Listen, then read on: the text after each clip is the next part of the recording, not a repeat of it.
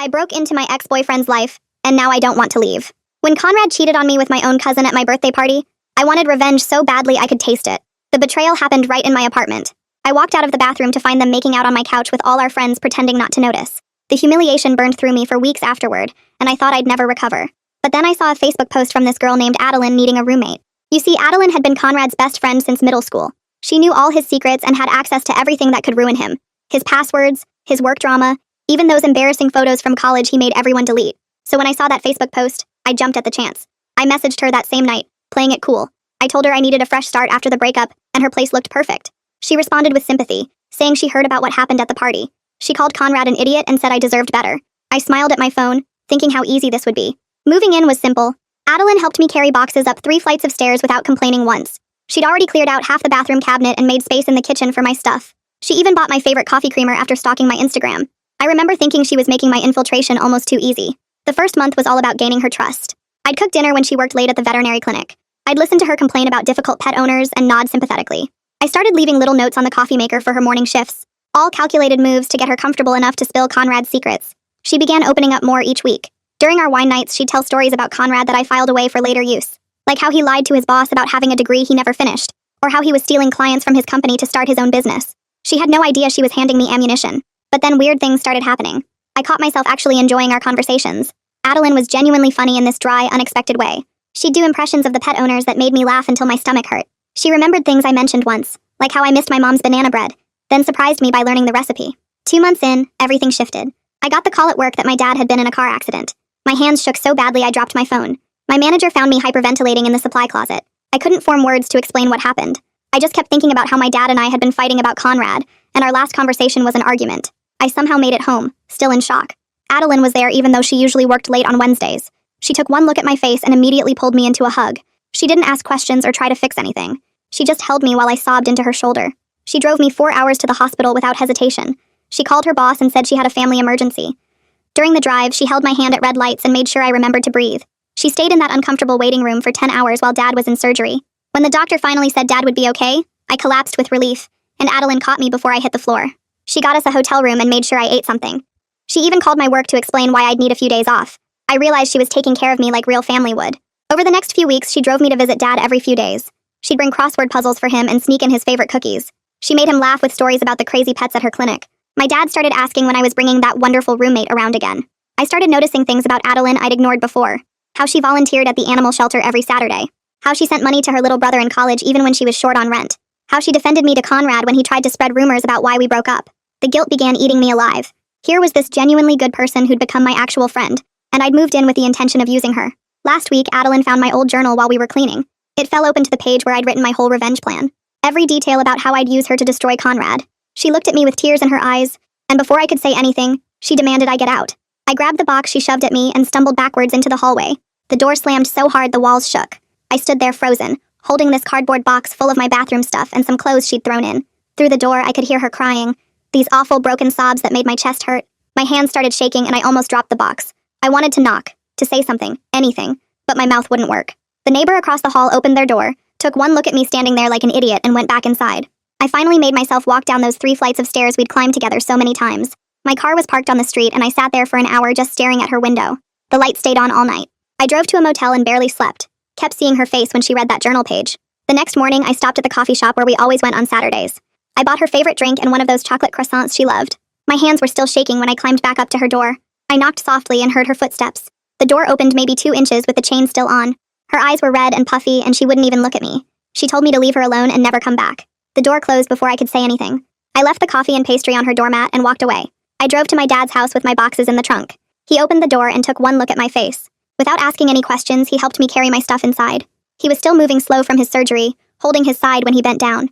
He made up the couch with sheets and an old blanket while I stood there useless. That night, I stared at the ceiling for hours. Every time I closed my eyes, I saw Adeline bringing him crossword puzzles in the hospital. I kept thinking about her driving 4 hours without complaining when I needed her. By the end of that week, everything fell apart with our friends.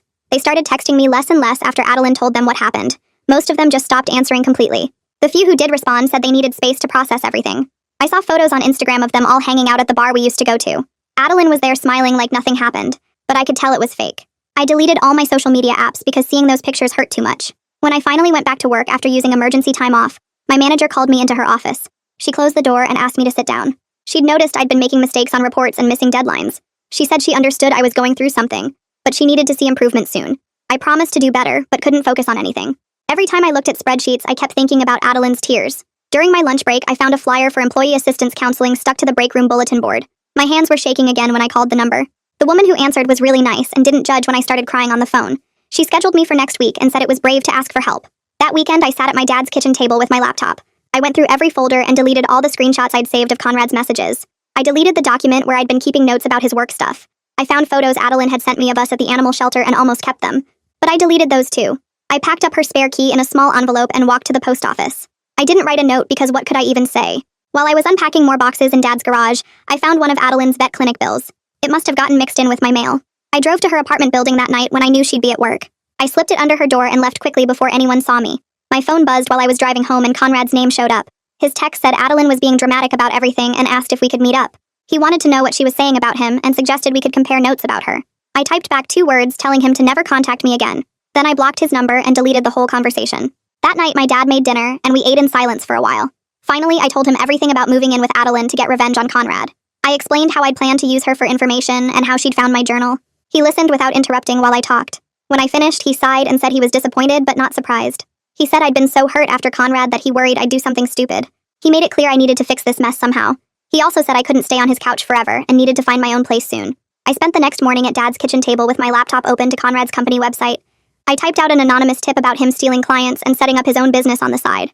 My fingers hovered over the send button for what felt like forever. I kept reading it over and over, adding more details about the clients he'd taken and the lies he told his boss. Then I realized I was still just trying to hurt him instead of working on myself. I deleted the whole thing and closed my laptop. 3 days later, I had my first therapy appointment at the employee assistance place. The therapist had this calm way of asking questions that made me really think about why I needed revenge so badly. She explained how my anger at Conrad turned into this whole cycle where I kept hurting people who didn't deserve it. She asked me to write in a journal every night about taking responsibility without making excuses for what I did. I left with homework and a weird feeling like maybe I could actually get better. For 3 weeks, I went to therapy every Tuesday morning before work. Each session, we talked more about my patterns and how I hold on to grudges forever. The therapist helped me see how this wasn't just about Conrad, but went back to other times people hurt me, and I couldn't let go. After the 3rd session, I decided to write Adeline a real apology letter. I spent 4 days working on it at night after Dad went to bed. I kept starting over because the first drafts were all about how bad I felt, instead of how much I'd hurt her.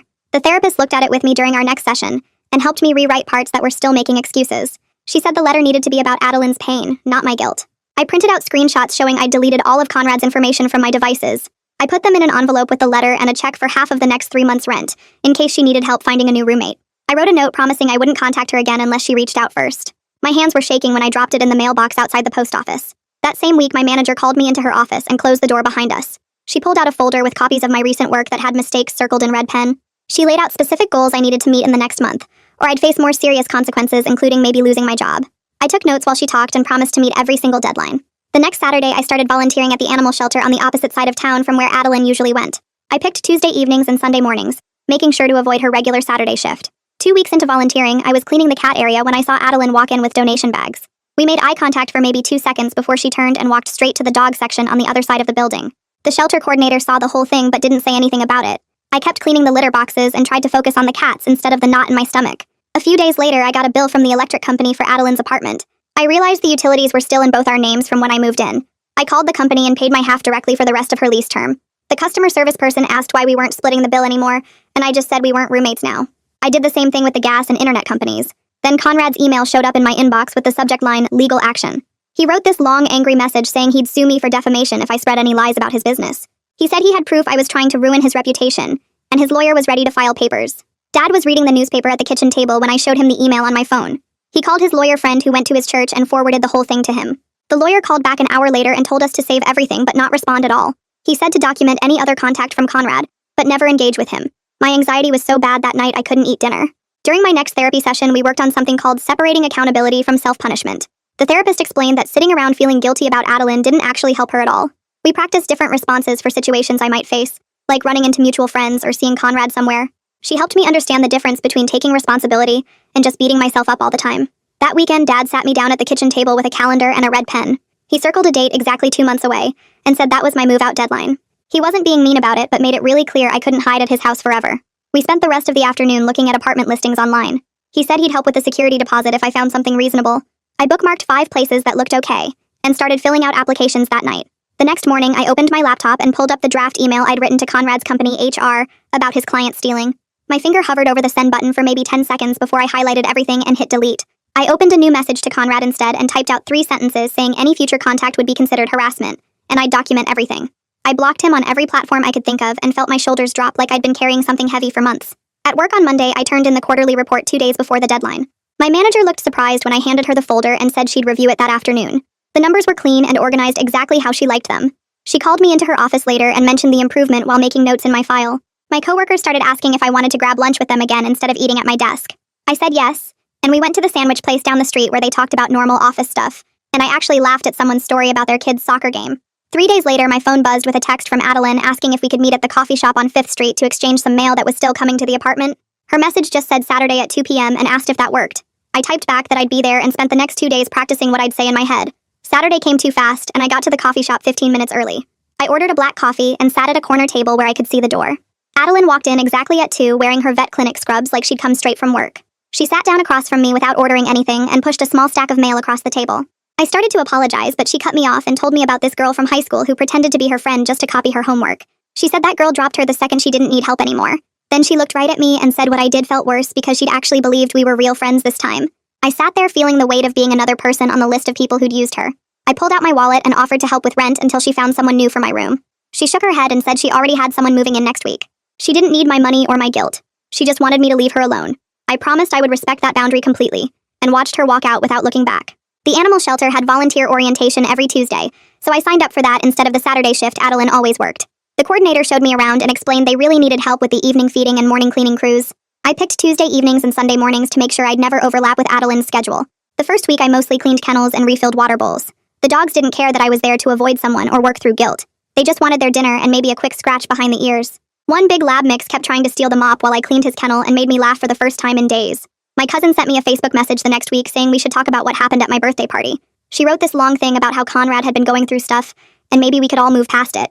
I typed and deleted 5 different responses before settling on telling her I wasn't ready for that conversation, and might never be. I hit send and then muted her messages. Setting that boundary felt better than pretending everything was fine. 2 days later, I got a call from someone at Conrad's company saying they were investigating some concerns about his conduct. The woman on the phone said my name had come up as someone who might have relevant information. I kept my answers short and stuck to basic facts when she asked specific questions. Yes, we dated for 2 years. Yes, the relationship ended 6 months ago. No, I didn't want to add any additional comments. She thanked me for my time and said someone might follow up if they needed clarification. I hung up and immediately called my therapist to move up our next appointment.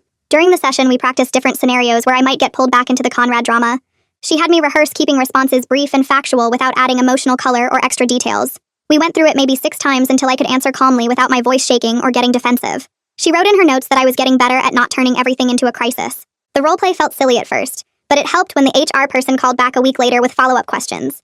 After 6 weeks of meeting every deadline and turning in clean work, my manager called me in for my review. She pulled out the performance improvement plan we'd signed and drew a line through it. She said I'd shown consistent improvement, and she trusted me to maintain this level going forward. She mentioned the raise would show up in my next paycheck. I thanked her for being patient while I dealt with personal stuff, and she said everyone goes through rough patches. Walking out of her office felt like passing a test I'd been sure I'd fail. That same Tuesday at the shelter, I was scrubbing water bowls in the back, when 2 other volunteers started talking about Adeline near the supply closet. The woman said something about how Adeline seemed different lately, and wondered if something happened with her roommate situation. I kept my head down and focused on the metal bowls clanking against the sink. The guy mentioned he'd heard through someone that Adeline's old roommate had done something pretty bad, but nobody knew the details. The woman asked if I knew anything since we volunteered similar hours sometimes. I just shrugged and said I tried to keep things professional at the shelter. She nodded and said she respected that I didn't spread gossip even when others brought stuff up. I finished the bowls and moved on to refilling the dry food containers without adding anything else. That night, my phone buzzed with a Facebook message from someone I didn't recognize at first. The profile picture showed a college-aged guy who looked familiar in that way, where you've seen someone in photos before. His message said he was Adeline's brother, and he wanted to know what happened between us. He wrote that his sister wouldn't tell him anything, but she'd been really upset and he was worried about her. I stared at the message for maybe 10 minutes before typing back. I told him I was sorry for hurting his sister and that she deserved better friends than me. He asked what I meant, but I didn't explain or try to justify anything. I just wished him well with his studies and left it at that. 3 days later, I was going through boxes in Dad's garage looking for my winter clothes when I found an old recipe box from the apartment. Inside was the banana bread recipe card Adeline had written all over with her own notes and tips. She'd added things like extra vanilla makes it better, and mash bananas really well or you get chunks. Her handwriting was all over the margins with little arrows pointing to different steps. I held that card for a long time, remembering how she'd spent a whole Saturday perfecting the recipe, just because I mentioned missing my mom's version. I got an envelope and wrote her apartment address on it. Inside, I put the recipe card with a sticky note that just said, "This belongs to you." I drove to the post office that afternoon and mailed it without a return address. It felt like giving back a piece of the friendship I didn't deserve to keep. The next week, my phone started blowing up with texts from mutual friends about Conrad. Someone forwarded me a screenshot from LinkedIn showing his company had put out a statement about investigating employee misconduct. The post said multiple former coworkers had come forward with concerns about client relationships and business practices. People were asking if I knew anything about it, or if I was involved somehow. I didn't respond to any of the messages. I just read through them and felt relief that consequences had found him without me having to do anything. Friday morning, I woke up to angry texts from a number I didn't recognize. The first one said, "I know this is your fault," and they got worse from there. Conrad was blaming me for his work problems and saying I must have called his company or spread rumors to get revenge. He threatened to tell everyone what a psycho I was and ruin my reputation at my job. He said he had proof I was obsessed with him, and nobody would believe anything I said. I took screenshots of every single message and saved them to a folder on my phone. Then I blocked the new number and added everything to the documentation file my dad's lawyer friend had suggested I keep. I didn't respond to any of it or engage at all. Dad had been doing physical therapy 3 times a week and finally hit the milestone of walking without his cane. His therapist said he was ahead of schedule and could start doing more normal activities. We decided to celebrate with dinner at home where I cooked his favorite pot roast with the vegetables he actually liked. While we ate, he told me he was proud of how I was handling everything now. He said he wished I'd never needed to learn these lessons, but he could see I was really trying to be better. We talked about normal stuff like his therapy exercises and my work projects. It was the first time in weeks we'd had a conversation that wasn't about my mess with Adeline or Conrad. Monday morning, my manager called me into her office again, but this time she was smiling. She said she had a small project that needed someone to lead it, and she thought I was ready for the responsibility. It was just updating some client presentations, but it meant coordinating with 3 other people and presenting to upper management. I threw myself into making those presentations perfect. I triple-checked every slide and practiced the talking points until I knew them cold. When presentation day came, everything went smoothly, and the executives asked good questions I was prepared to answer. My confidence at work slowly started feeling normal again, instead of like I was constantly about to get fired. The animal shelter was having their annual adoption event, and needed all hands on deck for the Saturday it was scheduled. The coordinator sent out an email saying everyone needed to sign up for shifts regardless of their usual schedule. When I looked at the sign-up sheet, I saw Adeline had already claimed the morning setup slot. I picked the same time because we'd need to work the busiest shift anyway. Saturday morning, I got there early and started setting up tables without waiting for assignments. Adeline arrived 15 minutes later and we made eye contact briefly before she went to the opposite side of the event space. Throughout the morning, we had to coordinate on things like where to put the adoption forms and which dogs should be in which pens. We kept everything professional and only talked about task-related stuff. When she needed help moving a heavy table, I just grabbed the other end without making it weird. The shelter coordinator came by at lunch and thanked us both for keeping things running smooth, despite what she called the awkwardness. Neither of us responded, but we kept working through the afternoon without any problems. Near the end of the event, I was walking a potential adopter to meet one of the dogs when I heard someone talking to another volunteer. The woman was saying something about how Adeline was naive for trusting her sketchy roommate and should have seen the red flags. I stopped walking and turned around immediately. I told the woman that Adeline was a good person who saw the best in people, and that wasn't naive, it was kind. The woman looked surprised and started to say something else, but I cut her off. I said Adeline's trust was actually a strength, and anyone who took advantage of it was the problem, not her. The woman dropped it and walked away while the adopter asked if I was okay. Sunday night, my phone buzzed with a text from Adeline's number. All it said was, "Got the recipe card. Thanks." It was the first message from her that wasn't about logistics or boundaries since she'd kicked me out. I stared at it for a long time before just hitting the heart reaction on the message. I didn't type anything back because she'd been clear about wanting space, and I needed to respect that even if this felt like a tiny crack in the wall between us. My next therapy session was on Tuesday, and the therapist brought up something I hadn't thought about. She asked if I'd considered having one last conversation with Adeline for closure, but only if Adeline was willing. She said sometimes people need to say things face to face to really process what happened.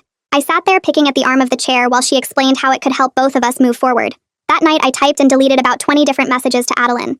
I finally sent one saying I was available if she ever wanted to talk, but there was no pressure at all. I made sure to say this would be the last time I'd reach out to her.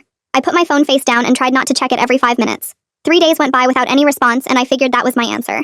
Then Thursday afternoon, my phone buzzed with her name on the screen. She said she'd meet me at the park near the library, but she had conditions. She wanted it during daylight hours, maximum 1 hour, and we'd only talk about specific things she listed. I typed back immediately that I agreed to everything, and thanked her for even considering it. Saturday morning, I got to the park 20 minutes early and sat on a bench near the playground. Kids were running around screaming while their parents watched from the shade.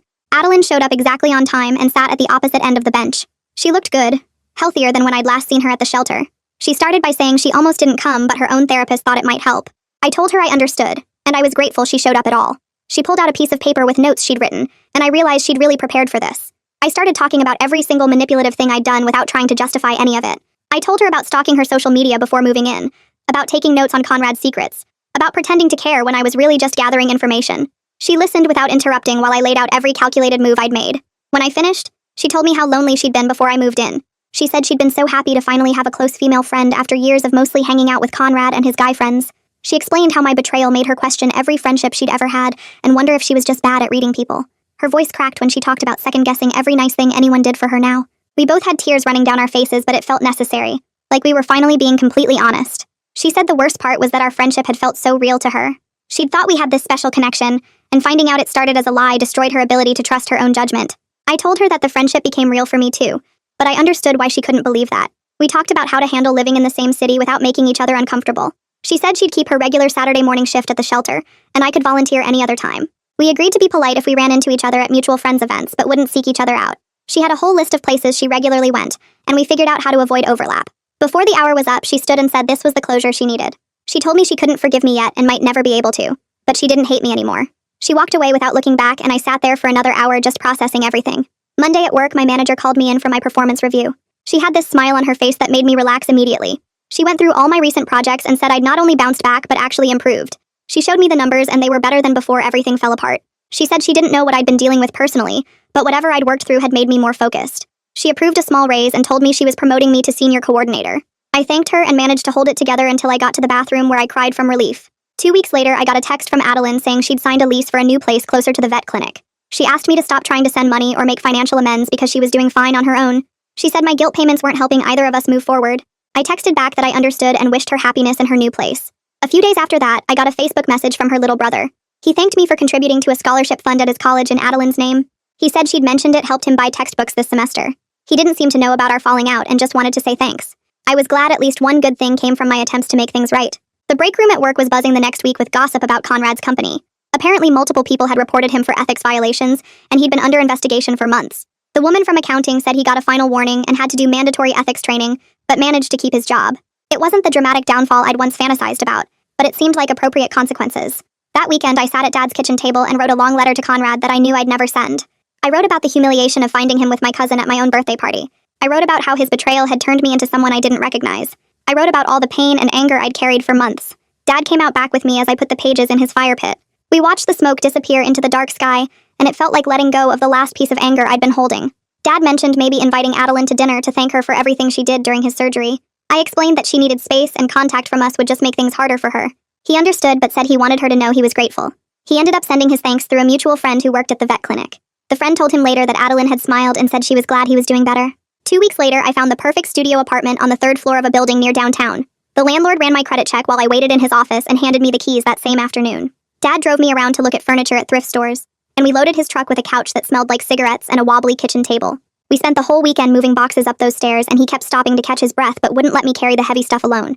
He helped me hang curtains and set up the bed frame we bought from a guy on Craigslist. When we finished unpacking the kitchen boxes, he stood in my tiny living room and told me he was proud of how I'd handled everything these past months. The next Saturday at the shelter, I was cleaning kennels when the coordinator asked if I could help with a new rescue dog that wouldn't let anyone near him. I walked into the intake room and saw Adeline already there with thick gloves on, trying to coax the German Shepherd mix out from behind the exam table. We made eye contact for a second before focusing on the dog who was shaking and growling low in his throat. I grabbed the slip lead while she opened a can of wet food, and we worked without talking much except to coordinate our movements. She'd move left and I'd block the right exit, then I'd distract him while she put the food bowl closer. After an hour, the dog finally crept forward to eat while we both stood perfectly still against the walls. When he finished eating and let Adeline check his collar for tags, we shared a quick smile before going back to our separate tasks. 3 days later, I sat in my therapist's office for what she said would be our last weekly session. She pulled out a calendar and we mapped out monthly check-ins for the next 6 months with the option to call if I needed extra support. She went through all the coping strategies we'd practiced and said I'd gotten good at recognizing my patterns before they turned destructive.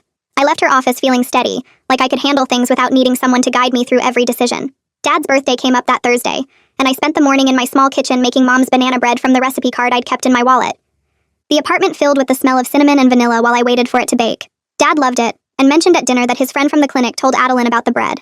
She'd sent back a smiley face emoji through their text chain. Nothing more. But Dad showed me his phone with this hopeful look. I stared at that tiny yellow face on the screen and felt something shift in my chest. Not quite forgiveness, but maybe the possibility of it someday. All right, that's a wrap for today. Really appreciate you letting me just wonder about things with you all. It's always a good time. Until we cross paths again, subscribe for more content like this.